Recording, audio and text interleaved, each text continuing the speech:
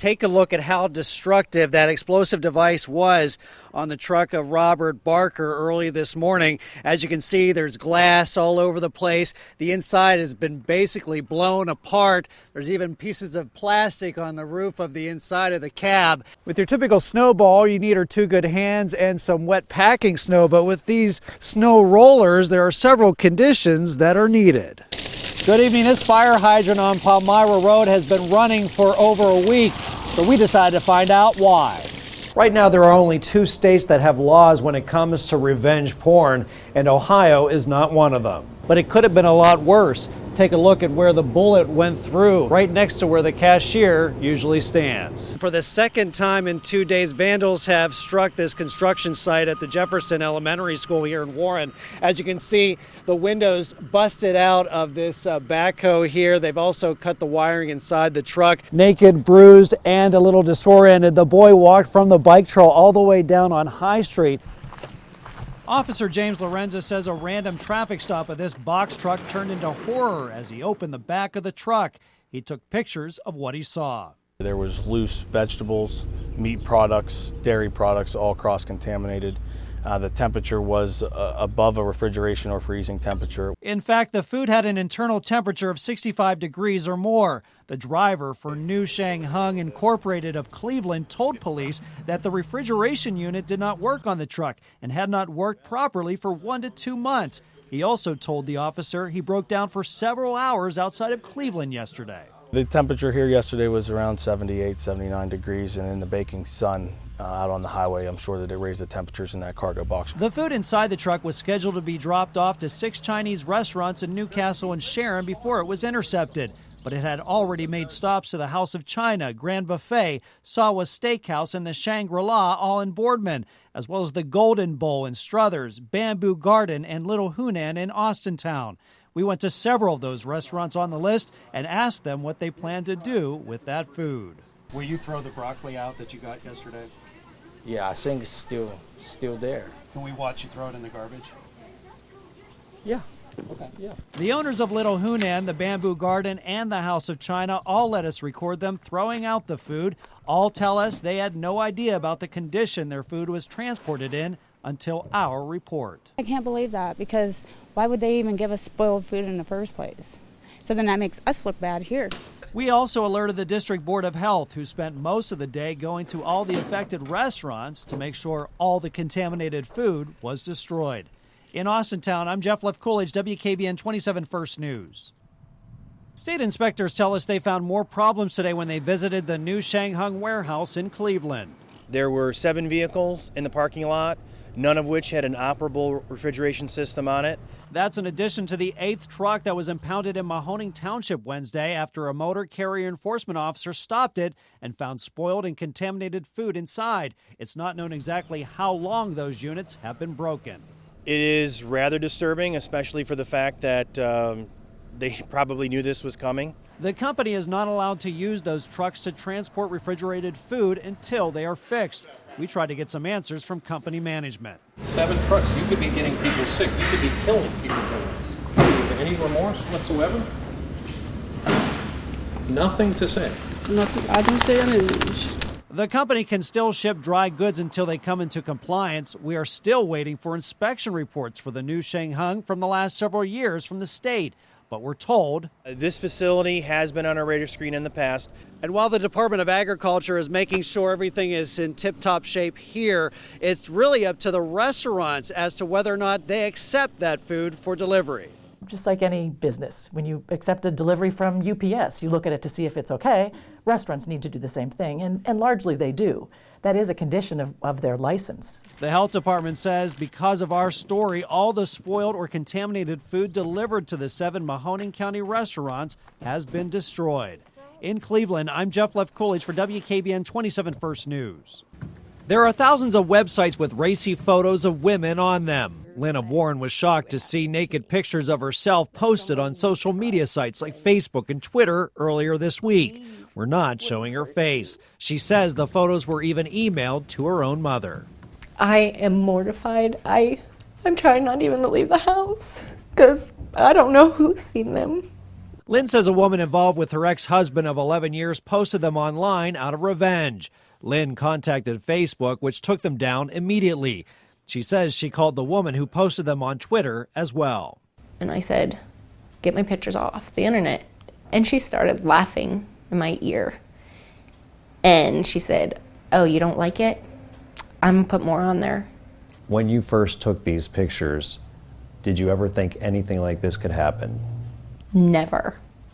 Never. It was done in private, intimate, between me and the man I loved. Right now, there are only 2 states that have laws when it comes to revenge porn, and Ohio is not one of them. A revenge porn bill is currently moving through the Pennsylvania legislature. Attorneys tell me there's not much one can do except to file a civil protection order. Lynn is seeking an order against the woman who posted her naked pictures. She also plans to fight and get a revenge porn law passed here in the Buckeye State. I want everybody to know this is an issue, and we're victims, and for them to say there's nothing that they can do is wrong. In Warren, I'm Trumbull County Bureau Chief Jeff Levkulich, WKBN 27 First News. Rodney Linger, along with dozens of other residents in Trumbull County, awoke to an incredible sight this morning in their yards and fields.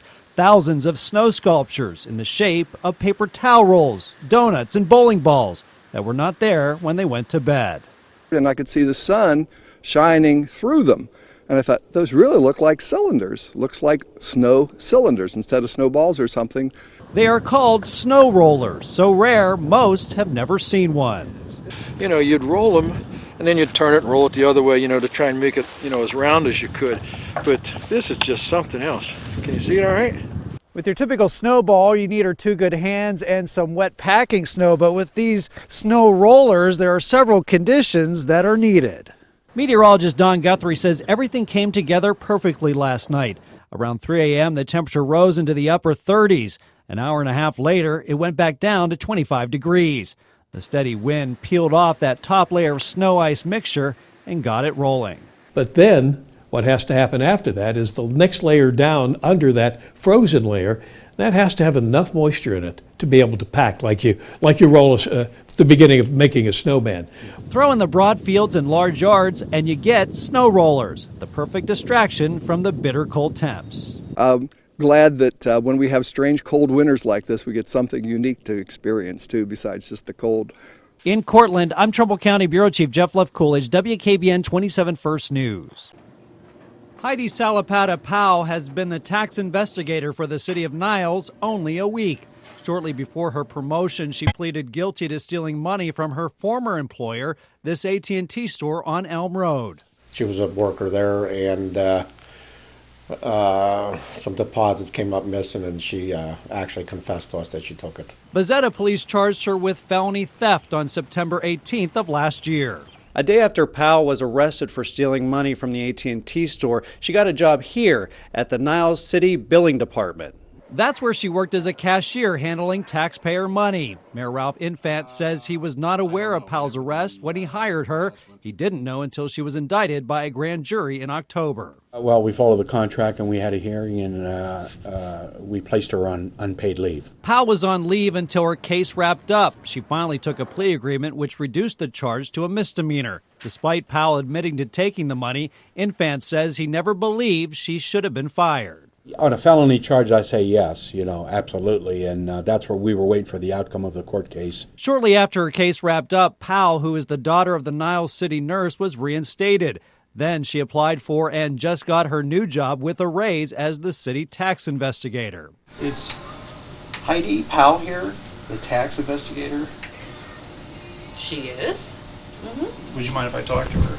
Powell never did come out of her office, but her boss, City Treasurer Bob Schwager, talked to us. He says Powell deserves a second chance. She's worked hard and she feels bad for what she did. She made a mistake.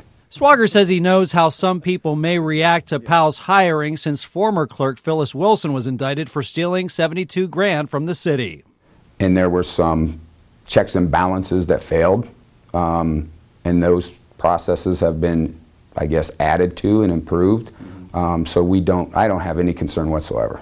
Powell is on probation for the next 2 years. She has been ordered to repay the $1,300 she stole from AT&T. In Niles, I'm Trumbull County Bureau Chief Jeff Levkulich, WKBN 27 First News. Youngstown police are starting the new week trying to solve a horrible shooting on the city's east side that's left a little boy dead. The Army Corps of Engineers asking people to use extra caution when hitting the water this summer. Now, this comes after 2 incidents over the weekend, including a drowning at Mosquito Lake State Park.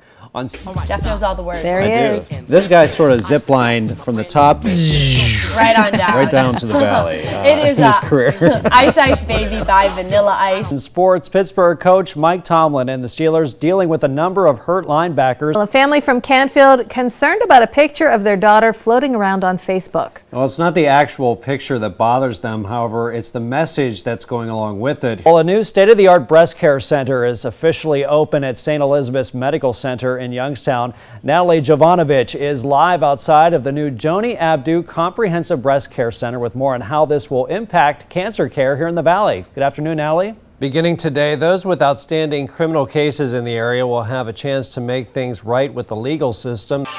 We begin with breaking news this noon out of Canfield, where police are searching for the person responsible for the murder of a local teacher. Our Jared Ricciuti live in Canfield with the very latest developments in this case.